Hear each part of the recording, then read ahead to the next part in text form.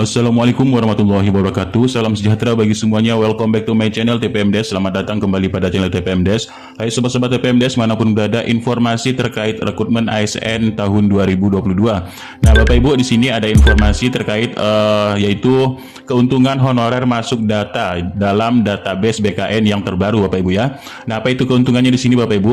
Nah, untuk BKN sendiri ini tengah yaitu menyusun proyeksi untuk penyusunan tenaga pegawai pada instansi pemerintah ya Bapak Ibu. Nah, bisa kita lihat dalam ilustrasinya di sini ada sistem informasi kepegawaian atau SIMPEK dari BKN. Nah, pemerintah daerah mulai melakukan pendataan honorer untuk tahun 2022 yang nantinya ini hasilnya pendataan ini masuk dari aplikasi BKN ya Bapak Ibu. Dan aplikasi pendataan honorer ini sedang disiapkan oleh Badan Kepegawaian Negara atau BKN, ini diperkirakan yaitu selesai di pertengahan Agustus. Nah, pendataan ini berlaku bagi seluruh honorer di Indonesia, baik guru, tenaga kesehatan maupun tenaga administrasi. Nah, di bidang Sinka yaitu Bapak Suharmen menegaskan pentingnya pendataan honorer ini. Dari situ kita bisa mengambil kebijakan apa yang tepat dalam penyelesaian non ASN atau honorer. Nah, jadi Bapak Suharmen yaitu dari bidang Sinka BKN ya, sistem informasi dari BKN, tanpa ada datanya valid ya, jadi kebijakan akan menimbulkan masalah baru. Nah, menurut Bapak Suharmen juga pemerintah nanti akan menyentuh yaitu semua tenaga non ASN, baik honorer K2, non K2, pegawai tidak tetap, guru tidak tetap, dan pegawai non PNS serta istilah lainnya. Nah, dari pendataan honorer akan dilihat peta tenaga non ASN, kemudian dijadikan database tersebut, yaitu pemerintah menentukan untuk kebijakan seperti apa nantinya. Nah, ini jadi Bapak Ibu, BKN ini telah menyiapkan untuk pendataan big data honorer seluruh Indonesia yang berada pada instansi pemerintah. Nah, setelah ada big datanya di sini Bapak Ibu, nanti di sini akan ditentukan honorer tersebut akan dijadikan seperti apa. Yang pastinya sini Bapak Ibu, untuk tenaga non ASN atau honorer ini yang didata ini adalah untuk yaitu diangkat menjadi ASN ya Bapak Ibu. Nah, bisa kita lihat di sini Bapak Ibu, BKN tengah menyiapkan yaitu dengan adanya perubahan dari pedoman penyusunan kebutuhan ASN, BKN mulai melakukan diseminasi sekaligus pelatihan teknis bagi pengelola kepegawaian pada unit SDM seluruh instansi, yaitu melalui bimbingan teknis sosialisasi peraturan BKN nomor 9 tahun 2022. Ini dilaksanakan yaitu tanggal 8 Agustus tahun 2022. Nah, adapun dalam acara tersebut Bapak Ibu, di sini dalam pelatihan tersebut BKN telah menyampaikan dengan tata cara penyampaian usulan kebutuhan aparatur sipil negara. Nah, ini jadi hasil identifikasi kebutuhan ASN ini dilakukan BKN tetap menjadi pertimbangan teknis kebutuhan ASN secara nasional. Misalnya di sini ada kelengkapan. Kelengkapan ini adalah informasi jabatan untuk setiap jabatan yang dibutuhkan, kemudian jumlah kebutuhan ASN untuk seluruh jabatan, dan jumlah ASN yang ada ini per 31 Desember tahun sebelumnya. Dan kemudian di sini ada usulan jumlah PNS mencapai batas usia per 31 Desember dari sebelumnya, kemudian jumlah P3K dan selisih kebutuhan ASN serta terkait dengan kebutuhan. Kebutuhan ini adalah penyusunan proyeksinya selama 5 tahun untuk kebutuhan ASN Bapak Ibu ya. Nah, jadi ini ada untuk instansi pusat serta untuk instansi daerah. Jadi melihat dari karakteristik alokasi anggaran belanja pegawai untuk pusat ini melalui APBN ya. Kemudian untuk dari daerah ini melihat dari geografis, jumlah penduduk, luas wilayah, pengembangan potensi daerah, dan rasio alokasi anggaran belanja pegawainya. Nah, ini untuk tata cara penyampaian dari usulan kebutuhan aparatur sipil negara tahun 2022. Nah, selanjutnya untuk dalam penyampaian usulan kebutuhan ASN ini memiliki beberapa alur Bapak Ibu ya, yang telah dipersiapkan oleh Badan Kepegawaian Negara. Jadi BKN juga melakukan analisis kebutuhan ASN untuk mengidentifikasi ya kebutuhan pegawai ASN secara nasional berdasarkan yaitu rincian hasil penyusunan kebutuhan jumlah, kemudian jenis jabatan ASN yang disampaikan masing-masing instansi kepada menteri yaitu dan BKN ya. Nah, kemudian dalam usulan kebutuhan aparatur sipil negara juga, ya di sini ini adalah proyeksinya secara nasional atau kebutuhan ASN secara nasional dari setiap tahunnya, yaitu dalam jangka 5 tahun. Nah, Badan Pegawaian Negara atau BKN selaku instansi pembina penyelenggara manajemen ASN telah menerbitkan yaitu pedoman bagi instansi pusat dan instansi daerah dalam melakukan penyusunan kebutuhan pegawai ASN baik itu PNS maupun P3K di lingkungan instansinya masing-masing. Nah, Bapak Ibu, di sini dalam kriteria pendataan non ASN sesuai dengan surat Menpan RB-nya, Bapak Ibu, ada beberapa kriteria ya yang nantinya di sini akan setelah pendataan berdasarkan hasil pemetaan dan pendataan bagi pegawai non ASN yang memenuhi syarat ini dapat diikut sertakan sebagai yaitu mengikuti seleksi CASN. Nah, ini Bapak Ibu ya. Jadi keuntungan Bapak Ibu yang masuk dalam database baru BKN, big database baru dari Badan Kepegawaian Negara, maka nantinya akan diikutsertakan dan diberi kesempatan yaitu mengikuti seleksi CASN. Nah, apa saja yaitu kategori-kategori untuk pendataan ulang ini? Ya, kategori sesuai dengan surat Menpan RB yang telah dilayangkan kepada pemerintah daerah. Yang pertama adalah tenaga honorer kategori 2 yang terdaftar di database BKN dan pegawai non ASN yang telah bekerja pada instansi pemerintah. Kemudian yang kedua, menerima honorarium sesuai dengan mekanisme pembayaran langsung dari APBN untuk instansi pusat dan instansi daerah yaitu dari APBD. Nah, kemudian yang ketiga telah diangkat minimal yaitu dari pimpinan unit kerja. Dan yang keempat bekerja paling minim ataupun paling minimalnya ini 1 tahun. Nah, jadi Bapak Ibu yang bekerja 1 tahun ini hingga 31 Desember akan terjaring dalam pendataan honorer dan berusia minimal 20 tahun serta maksimal 56 tahun. Nah, jadi kalau lewat dari 56 tahun Bapak Ibu, jadi tidak akan bisa terdata lagi untuk masuk dalam database atau big data dari Badan Kepegawaian Negara. Nah, ini Bapak Ibu ya. Jadi batas umurnya mulai dari 20 sampai 56 tahun. Nah, lalu Bapak Ibu, dalam surat Menpan RB-nya juga menyebutkan bahwa melakukan inventarisasi data pegawai non-ASN artinya membuat big data besar untuk data non-ASN sesuai dengan ketentuan pada angka 3. Ini menyampaikan data yang dimaksud kepada Badan Kepegawaian Negara paling lambat yaitu 30 September tahun 2022. Nah, ini Bapak Ibu ya. Jadi setiap daerah ini memiliki batas waktu menyampaikan kepada BKN pada tanggal 30 September. Ini paling akhir ya. Paling lambat 30 September 2022 sudah datanya ini diterima oleh Badan Kepegawaian Negara.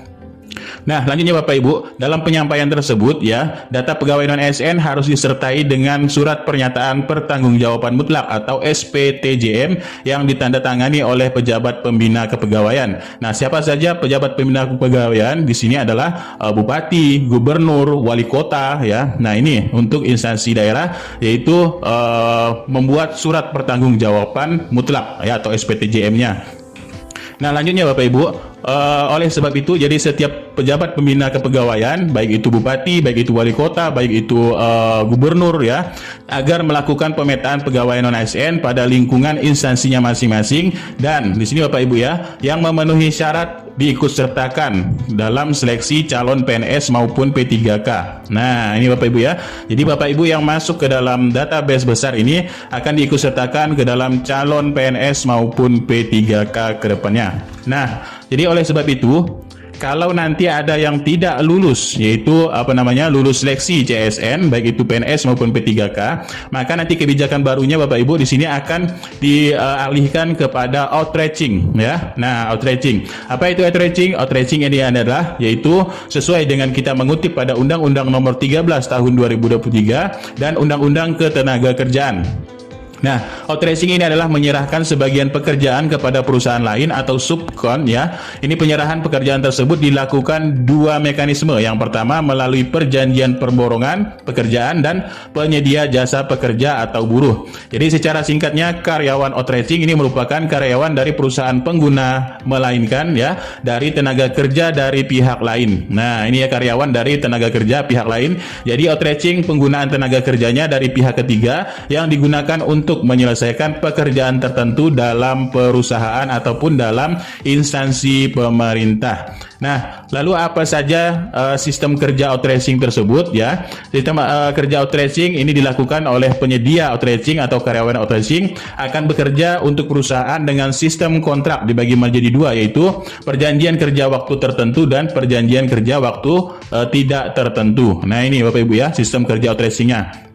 Dan kemudian siapa-siapa saja yang menjadi pegawai outsourcing tersebut ya. Ini adalah misalnya penjaga kebersihan, keamanan ya, kemudian penyedia makanan atau catering, kemudian kurir atau pengemudi, penugas call center, kemudian pekerjaan manufaktur serta facility management. Nah, ini adalah jenis-jenis pegawai outsourcing nanti yang tidak lulus, yaitu seleksi CSN di tahun 2022. Nah, lanjutnya Bapak Ibu, apa saja yang didata dalam pendataan database baru BKN atau Big Data dari BKN?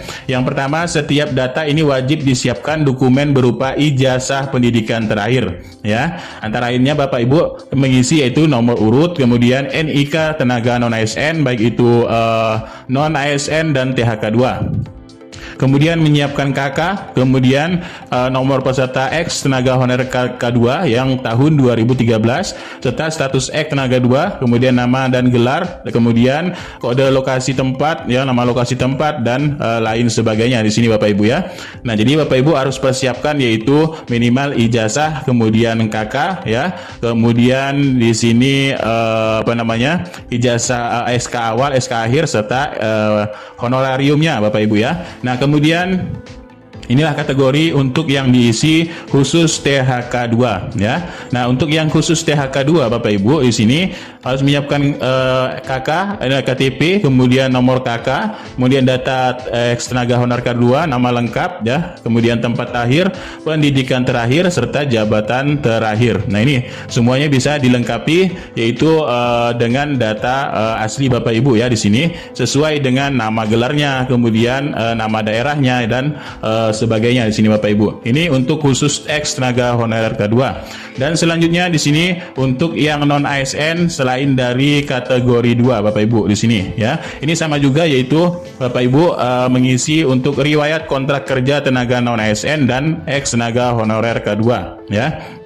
Nah, misalnya di sini persiapannya adalah NIK, nomor KK ya, kemudian tanggal SK, SK awal ya, kemudian SK akhir, kemudian instansi penempatan Bapak Ibu dan unit penempatan serta jabatan ya, jabatan dan penandatanganan SK serta pembayaran dari APBN maupun dari APBD. Nah, kemudian kalau di sini dia di daerah yaitu melalui APBD. Nah, ini Bapak Ibu ya.